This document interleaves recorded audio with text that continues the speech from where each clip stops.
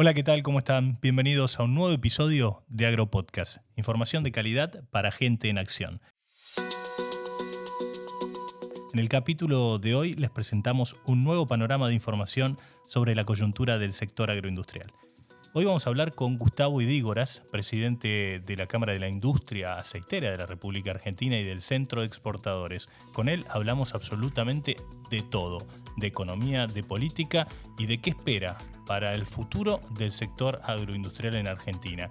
Y habló también de la necesidad de que haya una agenda unificada en todo el universo agroindustrial. Esto incluye a los productores, a la industria y a todos los eslabones de la cadena para poder conseguir las políticas de Estado que necesita el sector y que hoy no tiene, como por ejemplo tratar de llegar a la eliminación de los derechos de exportación. Compartimos la entrevista aquí en AgroPodcast.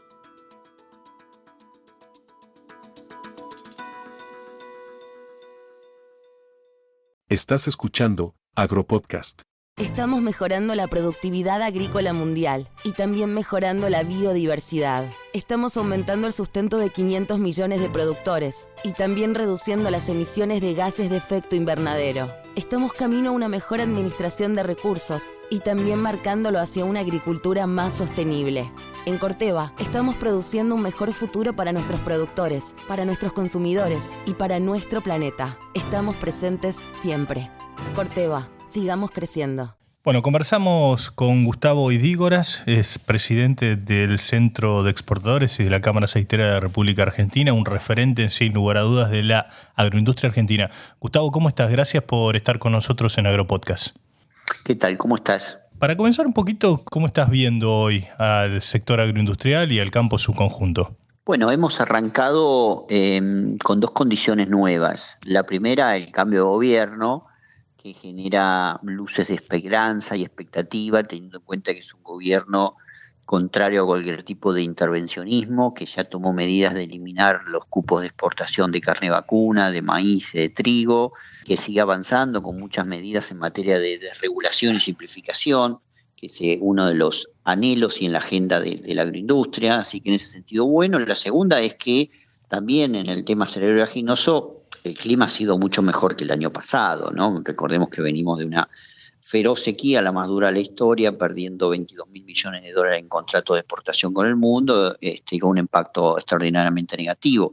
Así que las dos condiciones, clima más favorable y un espacio político también más favorable, nos alientan a tener una mirada diferente en el futuro. Por supuesto, quedan muchas cosas para hacer, ¿no? Y desde tu rol como representante de las empresas más importantes de exportación de la agroindustria aquí en Argentina, ¿cómo ves la evolución de la economía? ¿Crees que se está gestionando bien, que hay un plan o que todavía les falta un poco, más que nada vinculado a lo que son las medidas directamente a los sectores productivos y puntualmente a la agroindustria? Bueno, el equipo económico siempre ha sido bastante transparente en sus metas, ¿no? Dos grandes metas: una política monetaria sumamente estricta en materia de emisión monetaria y una política antiinflacionaria, vinculadas esas con una política de reducción sustancial del gasto estatal. Ellos consideran que esas tres variables tienen que ser los disparadores para una reactivación y recuperación económica, y es lo que han tratado y es lo que se han dedicado. En forma, si querés, accesoria, han trabajado de a poco en algunos temas de regulación. ¿Qué expectativa tenemos? Primero, que sean exitosos, claramente, con estas medidas. Si nosotros logramos tener un país estabilizado macroeconómicamente, con una inflación con índices internacionales, eso va a implicar la recuperación del crédito, la estabilidad de los precios, la aparición de inversiones. Segundo, una emisión monetaria acorde con el nivel de inflación real. Y tercero, un Estado que gaste lo que ingresa. Bueno, ahí se van a dar las condiciones. ¿Qué falta? Faltan bastantes cosas. En primer lugar, que tenemos un Estado que puede llegar a tener superávit fiscal, pero es un superávit fiscal basado en una sobrecarga tributaria a la agroindustria, que son las retenciones. Particularmente el complejo soja es un complejo extremadamente dañado por todas las políticas de retenciones. 33% paga la soja, 31% los subproductos industrializados, contra el 12% que paga cualquier otro producto que compite. Entonces me parece que la cuenta pendiente que queda es el gobierno defina una hoja de ruta de eliminación de derecho de exportación, que a mi entender debe ir por ley, y el primero en bajar tiene que ser el complejo soja. Una vez que la soja se equipare con el resto de las alícuotas, recién ahí el resto de los sectores deberían empezar también a tener un alivio fiscal para todos terminar en cero, por supuesto. Y el segundo punto son todo lo que es el cepo y unificación cambiaria. Esto es algo que hemos insistido mucho. El agro y el comercio de granos en Argentina es altamente dependiente de la estabilidad del mercado cambiario. Si tenemos un mercado cambiario con brecha cambiaria o con expectativa evaluatoria, se paraliza el comercio de granos. Siempre fue así, es un dato histórico y pasa todo el tiempo. Entonces, una de las condiciones para que tengamos un mercado de grano fluido con un precio de referencia internacional que también se pague en Argentina es no tener retenciones, pero por otro lado, la unificación, que haya un solo tipo de cambio en Argentina, y en segundo lugar, que también está esa unificación implique el levantamiento del cepo. Hoy hay muchísimas restricciones. ¿Crees vos que a esta diferencia que hay entre el tipo de cambio oficial y el resto de los dólares en la Argentina genera esta incertidumbre que vos decías que históricamente ha hecho que el productor no liquide o esperando la posibilidad de alguna devaluación o de algún cambio en política macroeconómica y puntualmente cambiaria? El mercado de granos es un mercado muy sensible a las variaciones de tipo de cambio. Esa es la primera condición. La segunda condición, que es extremadamente sensible a la existencia de brechas o de expectativas de modificación de tipo de cambio. No solamente por cualquier tipo de vinculación a tratar de tener el mejor precio posible, sino sobre todo porque el productor también debe prever la inversión de la próxima siembra. El financiamiento de la siembra y la inversión que tiene es la venta de los granos disponibles que tiene. Si va a tomar una decisión de venta frente a un escenario cambiario que podría ser diferente en los próximos meses, claramente se va a complicar la posibilidad de reinvertir, porque los insumos que va a importar o que va a consumir, mejor dicho, están vinculados con precios internacionales. Entonces, por eso que el mercado de granos es altamente dependiente del tipo de cambio. La unificación cambiaria, ¿qué haría? Transformar al mercado argentino como el mercado brasilero, un mercado fluido, estable, donde comprador y vendedor saben las condiciones que hay en este mes y en todos los meses subsiguientes, y eso es clave. El equipo económico se ha comprometido en ese camino y entendemos nosotros que deberíamos debutar en el 2025 ya con una unificación cambiaria y un levantamiento de cepo. ¿Y de retenciones tenés esperanza? ¿Tiene alguna información de que pueda llegar a modificarse el esquema? El gobierno ha planteado en innumerables reuniones que tiene varios objetivos. Primer objetivo es eliminar el impuesto país el 24 de diciembre de este año, que es cuando vence, no renovarlo. Eso ya sería un avance muy grande, porque el impuesto país del 17.5 tiene un efecto de aumento de precios de todos los insumos que se importan. Así que eso ya sería muy importante. El segundo es el tema de derechos de exportación. Entendemos que este año no está en condiciones el equipo económico de hacerlo, pero claramente tenemos que trabajarlo el año que viene. El año que viene ya no hay margen para no trabajarlo y tendríamos que alcanzar un consenso de remitir un proyecto de ley al Congreso. Creo que es lo mejor, porque nadie pide la eliminación automática del día 1, pero sí queremos un programa formal y legalizado, un programa de eliminación, que empiece por el complejo soja, y una vez que el complejo soja llegue al mismo alícuotas que los demás sectores, se siga con todos los demás sectores hasta llegar a cero. O sea, que la soja esté en igualdad de condiciones que el resto de los granos o de los productos que exporta Argentina.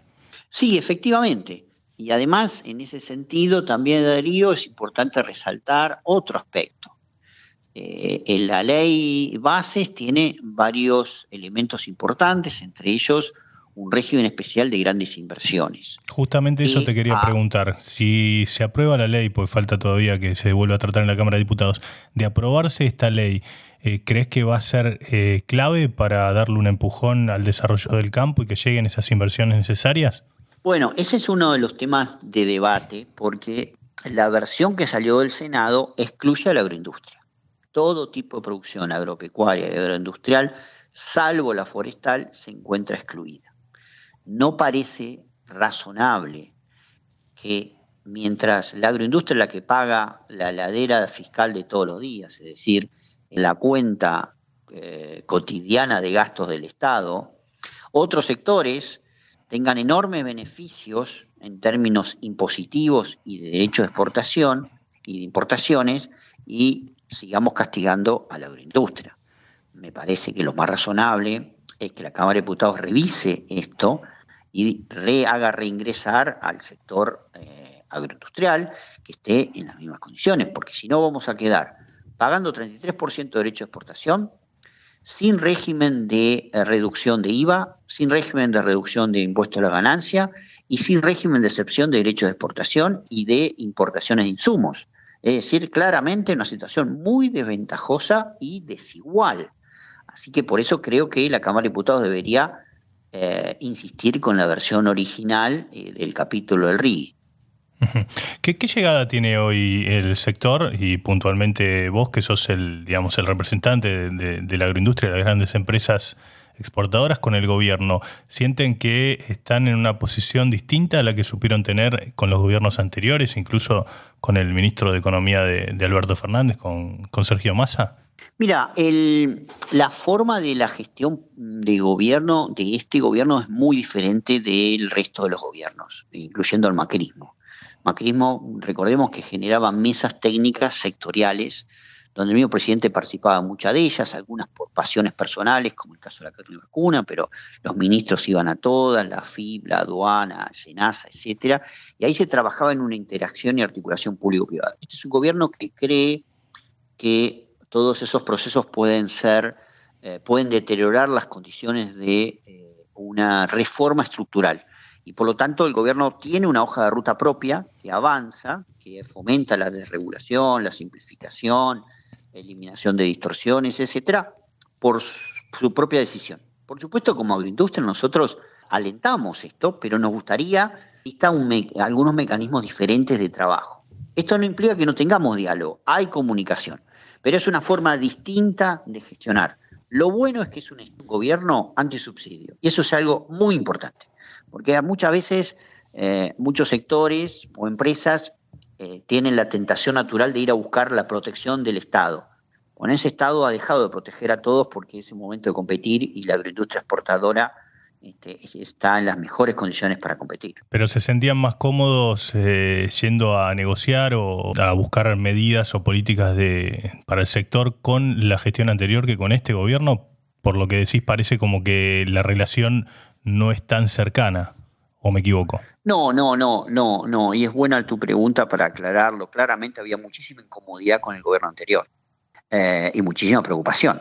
Estábamos forzados a sentarnos a las mesas porque había que tratar de impedir que siguieran interviniendo más de lo que intervinieron. Desde el inicio del gobierno de Alberto Fernández, el primer día del gobierno ya nos cerraron, recordemos, los registros de exportación de maíz. Claro. Nos iban a cerrar los embarques de harina y de aceite si no aceptábamos formar un fideicomiso de aceitero que luego ellos terminaron forzando vía una resolución y así sucesivamente. Nos forzaron a un fideicomiso en harina y en fideos y sucesivamente en muchísimas otras intervenciones como los volúmenes de equilibrio de exportación de maíz y de trigo, etcétera. Así que claramente la incomodidad era cotidiana y habitual. Acá estamos con un gobierno que coincide en nuestra histórica visión pro mercado y de apertura de mercado y de competitividad. Lo que sí que entendemos es que los equipos del Ministerio de Economía en algún momento van a tener que articular de una manera más abierta con toda la agroindustria para tener mejores resultados en materia de desregulación, de simplificación, de revisión de derecho de exportación. No tenemos una mesa de trabajo de eliminación de derecho de exportación. Esas son las cosas que buscamos activar en los próximos meses. ¿Vos creés, Gustavo, que este gobierno, bueno, no solo lo dicen desde la prensa, sino también especialistas, economistas, incluso representantes de otros sectores productivos o de la economía argentina, que dicen que este gobierno y este equipo económico puntualmente es como que está más volcado a lo financiero y no tanto a lo productivo, como que a lo productivo no le da tanta bolilla? ¿Vos considerás que esto es así o es un concepto erróneo? Es un equipo económico abocado a la estabilidad macroeconómica, que tiene 3 variables: emisión monetaria, inflación y gasto fiscal, gasto estatal. No es un equipo que establezca líneas de trabajo por ahora en materia de desarrollo productivo. ¿Por qué razón? Porque consideran que la enfermedad de la Argentina es usar al Estado para generar beneficios fiscales, crediticios, etcétera, que de manera ineficiente o artificial generaban crecimiento de producción que la verdad que no tenían razón de su existencia. Es un equipo económico que tiene muy claro esos conceptos. Lo que nosotros decimos es verdad que hay que estabilizar macroeconómicamente a la Argentina, estamos de acuerdo en esas 3 variables, pero es indefectible que en forma paralela se trabaje programas de desarrollo económico para distintas cadenas de valor. Por ejemplo, el RIGI es un programa económico que promueve la minería, el petróleo, etc. Bueno, necesitamos un programa económico que promueva la agroindustria, y el elemento esencial de esa promoción de la agroindustria es la eliminación del derecho de exportación. Esto es lo que hoy aún está pendiente en la agenda con el gobierno, que no es que el gobierno no lo quiera tratar, dice que no es el momento de tratarlo. Bueno, me parece que nosotros tenemos que ver la forma de acortar los plazos para tratar estos temas. Ahora quiero volver un poquito a tus declaraciones que tuvieron mucha repercusión, aquella nota que te hizo Mariano Galíndez para Rosario 3, que fue replicada en casi todos los medios de comunicación, no solo especializados en agro, sino fue levantada incluso en medios de comunicación generales y de mucha difusión. ¿Seguís sosteniendo que la soja es el jubilado de la Argentina y que vamos hacia una desaparición de la oleaginosa y que las inversiones de la agroindustria ya desaparecieron y van a ir hacia otros países como el caso de Paraguay y que Argentina está en un proceso de desinversión? Lamentablemente Argentina tiene 15 años de estancamiento. Cuando siempre decimos que la máquina de los dólares del país es la agroindustria exportadora, es el campo, y particularmente el complejo sojero, bueno, hay que avisarle a la gente en Argentina que esa máquina hace 15 años dejó de producir más dólares. Estamos produciendo exactamente lo mismo que en el 2010, pero no solamente en soja. Cuando uno ve trigo, sorgo, girasol, cebada, solo una mejora menor en el caso de maíz, pero muy menor, que tampoco logramos industrializarlo. Entonces, la agroindustria del complejo cerealero oleaginoso argentino está absolutamente estancada. El mundo le ha generado más demanda que Argentina no pudo cubrir y que sí está cubriendo Brasil, Estados Unidos. Brasil le ha puesto 111 millones de toneladas más de soja en el mundo, mientras Argentina creció 0. Estados Unidos, una potencia tecnológica, militar, etcétera, le puso 40 millones de toneladas más al mundo. Paraguay y Bolivia, que por supuesto los uso no en materia de comparación real y efectiva, sino en materia de diferenciación, crecieron 135% su producción de soja y Argentina creció 0. No solo de eso, decreció. No hay un solo plan de inversión, de expansión del complejo oleaginoso en Argentina. No hay un solo plan de transformación a biocombustibles de aviación o biocombustibles de uso marítimo, que es el gran driver o tendencia mundial. El mundo va a transformar a la soja en un combustible del futuro, y en Argentina nadie invierte en eso. En Paraguay y en Uruguay hay más inversiones en eso que en Argentina. Entonces, lo que intenté plantear en esta nota que hace referencia, que después fue copiada por muchos otros medios, es básicamente una llamada de atención ciertamente dramática, porque no puede ser que durante 15 años no nos hayamos dado cuenta de lo que estamos haciendo. Y esto es un error de políticas públicas, claramente, es una carencia absoluta de una política agroindustrial y un cuestionamiento y un castigo, pero también un error intrasectorial. Claramente no hemos sabido transmitirle a la sociedad y a los políticos argentinos el valor económico y social que tiene un sector de complejo cerealero oleaginoso con perspectiva de futuro. Bueno, ¿esto qué nos está llevando? A que todos los días veamos lanzamientos de inversiones en Brasil, en Estados Unidos o en otros países vecinos, y en Argentina nada. Naturalmente eso va a llevar a desinversión.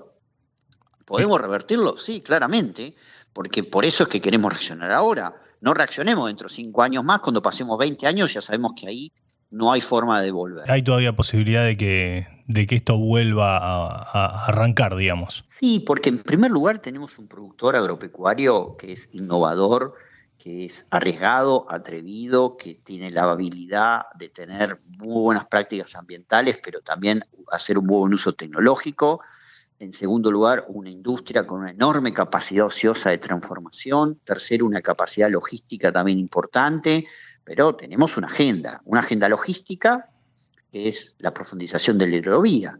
La hidrovía hace 15 años que hicimos una autopista.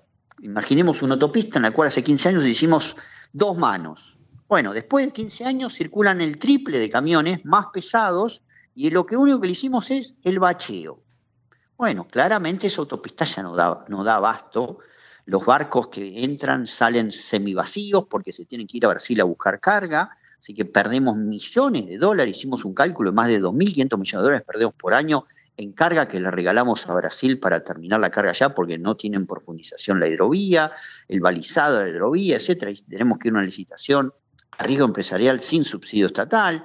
Después tenemos que trabajar los accesos a los puertos. Ahora con el gobernador de Santa Fe nos pusimos de acuerdo, va a haber un financiamiento para hacer eso, los accesos a los puertos, los caminos rurales, la conectividad, la adopción de tecnología en todo lo que es el cultivo de soja o de trigo en Argentina. Tenemos un apagón tecnológico hace varios años, se van las empresas a otros países, hasta Don Mario tiene hoy su sede en Brasil y no está haciendo innovación en Argentina. Y por supuesto los derechos de exportación. Esa es la agenda que tenemos. ¿Toda esta agenda es culpa de las malas políticas públicas o vos recién mencionabas, o sea, es una especie de autocrítica también del sector?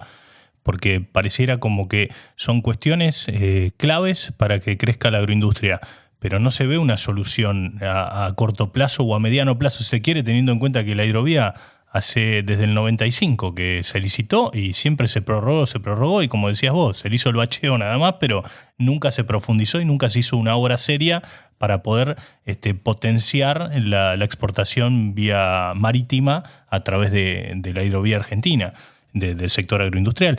Eso, digamos, más el tema de la falta de tecnología, falta de conectividad y los accesos a los puertos que son vergonzosos. Estamos con unos puertos que son tal vez los más competitivos de la región, pero con caminos para entrar que es prácticamente el camino para entrar a un barrio de emergencia. Me parece que todo ese combo es culpa del Estado nada más. Bueno, tu descripción y tu diagnóstico adhiero plenamente, podría agregar muchos más elementos, pero por una cuestión de economizar el tiempo coincido plenamente. Me parece que que las políticas agropecuarias e industriales son la consecuencia y no la causa. ¿Qué quiero decir con esto, Darío? Creo que la incapacidad que hemos tenido de coordinar, unificar propuestas y gestiones a nivel político y a nivel social del agro argentino han llevado a que todos los gobiernos de turno se aprovechen de esa desunión, atomización y fragmentación que tenemos y promuevan justamente extraer recursos fiscales y no prestar atención para nada en el agro para transferirlos a otros sectores que electoralmente les sirva. Yo siempre digo en público que uno de los problemas que tiene el agro en Argentina es que no genera costo electoral castigarlo. Si tomamos el caso de Brasil es justamente el ejemplo contrario. El Frente Agropecuario Legislativo discute la ley de presupuesto. Imaginemos que las entidades productoras en Argentina discutan la ley de presupuesto nacional, si no la aprueban, no pueden proseguir. Bueno, creo que ese es un ejemplo máximo. Me parece que tenemos que hacer una hoja de ruta. El Consejo Agroindustrial, Darío, que vos conocés y que mucha gente conoce, fue ese objetivo, nació de esa manera y se mantiene de esa manera. De hecho, ahora vamos a institucionalizarlo y formalizarlo como una federación de cámaras para tener ese tipo de rol, pero nos queda mucho trayecto para hacer. Primero, convencer a la sociedad de esta situación. La sociedad está convencida que la minería, por ejemplo, y que el petróleo y el gas son grandes vectores de desarrollo económico. No están convencidos que es un vector de desarrollo económico y social la agroindustria. Es una de las tareas que tenemos. La segunda es que la política también lo reconozca como tal y que en caso de ir en contra tenga un castigo electoral. Aquel candidato a presidente o a diputado o a senador que castiga al agro, bueno, no puede ganar una sola elección en Argentina. Esto me parece que es algo que tenemos que terminar de convencernos y trabajar juntos y unificar criterios más allá de los personalismos, de las entidades y todo. Tenemos que tener los principios básicos y defenderlos en todos los lugares. Pero Gustavo, esto también pasa porque el campo y la agroindustria en su conjunto tampoco tiene el poder de lobby que tienen otros sectores. Me canso en este podcast de preguntar lo mismo, ¿no? ¿Cómo explicás que el sindicalismo o sectores mucho menores en lo que es su aporte al Producto Bruto Interno tienen más lobby político que el agro? Sí, a ver, hay varios datos interesantes. El primero es que cuando armamos el Consejo Agroindustrial hicimos un relevamiento de cantidad de cámaras y entidades del agro en Argentina y llegamos a identificar alrededor de 2.500 cámaras y entidades, de las cuales el 90% tienen representación unipersonal. ¿Qué quiero decir con esto? El 90% de esas 2.500 cámaras y entidades del agro tienen un solo director de cámara sin presupuesto, sin apoyo y con una comisión directiva que no necesariamente les da el apoyo necesario. Entonces tenemos 2.500 contra una cámara de la industria automotriz, una cámara de la minería, una cámara del petróleo, una cámara de muchos otros de electrónica, por ejemplo, etc. Entonces el poder de fuego y de gestión comunicacional y política se diluye enormemente. Pero supongamos que pudiéramos atravesar un proceso de unificación. Insisto, el Consejo Agroindustrial solo nació con ese objetivo, en base a este diagnóstico. Tenemos también que entender que no importa el protagonismo de las personas, sino que lo que importa es el protagonismo de las ideas. Y esto es algo que también tenemos que convencernos. No es fácil, porque a Brasil le costó muchísimo tiempo, pero hoy hay un frente agropecuario legislativo que tiene una sola voz, con un solo instituto de políticas públicas, y todas las cámaras de entidades circulan alrededor de ese centro neurálgico. O sea que todo lo que se define ahí en materia de política agropecuaria se define y después se concreta y se lleva a cabo y es beneficio para el agro. Cosa que acá no ocurre. Y dejaron de lado, si se quiere, muchas tensiones económicas o comerciales. Las tensiones económicas y comerciales entre vendedor de insumos, productor, comercializador, intermediario, exportador, industria, etcétera, siempre van a existir. Son naturales, sobre todo en grandes cadenas largas de valor como son las nuestras. Ahora, eso no debe ir en detrimento de la posibilidad de unificar nuestras necesidades, y las necesidades son las mismas. Entonces tenemos que trabajar en eso. El plan que presentó el Consejo Agroindustrial en marzo del 2023 era eso. Si uno agarra las 170 páginas que escribimos, va a encontrar que el 100% de los temas coincide todo el mundo. Sin embargo, nos faltó que firmara mucha gente. Y bueno, y así ha pasado muchas veces. Creo que tenemos que tratar de trabajar y hacer un esfuerzo grande. Te pongo otro ejemplo. Ahora que termine la ley fiscal y la ley de bases en Cámara de Diputados, se va a abrir una agenda legislativa, que por suerte Milei lo que ha hecho es renovarle la salud al Congreso argentino, porque lo ha reactivado con mucha fuerza, estaba bastante paralizado en los últimos años. Bueno, como agro, ¿qué tenemos? Tenemos varias cosas. Primero, una ley de inversión agroindustrial, que ahí ya no importa la cantidad de dólares o de pesos que tengas. Si querés hacer desde un pozo, un alambrado, hasta hacer una fábrica de maquinaria, bueno, vas a tener beneficios fiscales para hacerlo. Los productores van a tener el 70% de los beneficios de la ley, que es cada vez que tenga que use más insumos, más agroquímicos, más fertilizantes, más semillas fiscalizadas y todo, van a descontarlo de ganancias, y así sucesivamente. La ganadería lo mismo. Bueno, es un proyecto de ley que deberíamos todos apoyar. Sigo teniendo las dudas que todos lo apoyemos.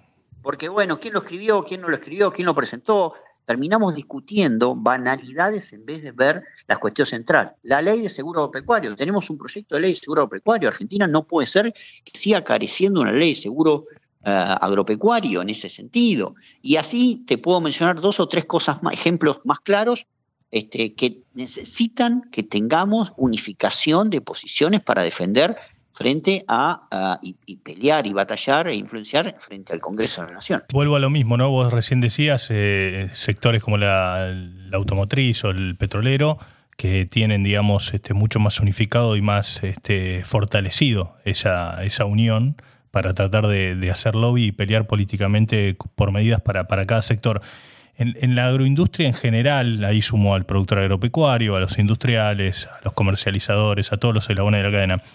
Hay como muchas internas y digamos, trapitos que se han salido al sol, como el caso del reclamo que les hace todo el tiempo los productores a ustedes, que la agroindustria o las empresas cerealeras, exportadoras, se quedan con la plata de los productores.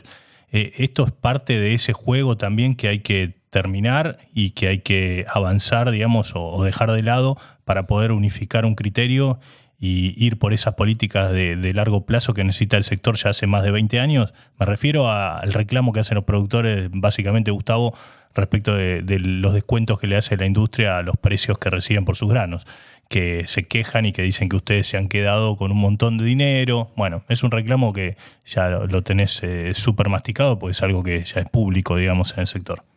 Esos reclamos son la agenda cotidiana.